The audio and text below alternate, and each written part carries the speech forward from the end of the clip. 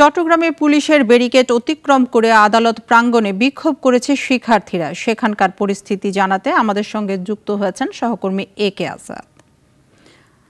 আজাদ, চট্টগ্রামের শিক্ষার্থীদের March for justice কর্মসূচি কিভাবে পালিত হয়েছে আমাদেরকে জানান।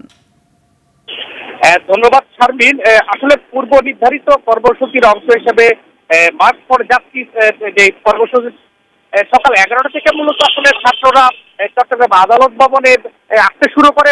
12টার দিকে তারা আদালত ভবনে পুলিশি বাধা ডিঙ্গিয়ে তারা মিছিল স্লোগান দিতে থাকে। এক পর্যায়ে যেটা আমরা দেখেছি যে বিএনপি সমর্থিত আইনজীবীরা ছাত্রদের সাথে শিক্ষার্থীদের সাথে অংশগ্রহণ করে এই তাদের এই সমাবেশে অংশগ্রহণ করে সংহতি জানায় এবং তাদেরকে বলতে শোনা যায় যে পুলিশের উদ্দেশ্যে যে আপনারা এখানে নৈরাজ্যকর কোনো পরিস্থিতি সৃষ্টি করবেন না। পরবর্তীতে মূলত আসলে শান্তিপূর্ণভাবেই তারা কর্মসূচি শেষ করে। তারা কোতোয়ালি মোড় এবং নিউ মার্কেটে এসে তাদের কর্মসূচি শেষ করে।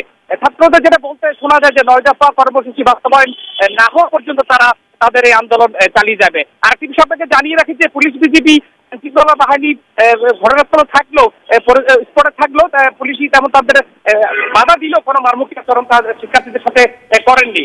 আরেকটি বিষয় আপনাকে জানিয়ে রাখছি যে চট্টগ্রামে এই পর্যন্ত 33টি মামলা হয়েছে, যেখানে 1000-এর বেশি 1000 জনের বেশি আটক করা হয়েছে। বিএনপির পক্ষ থেকে যেটা দাবি করা হয়েছে যে তাদের এ পর্যন্ত 4 শতাধিক নেতা কর্মী সমর্থকদের আটক করা হয়েছে, গ্রেপ্তার করা হয়েছে।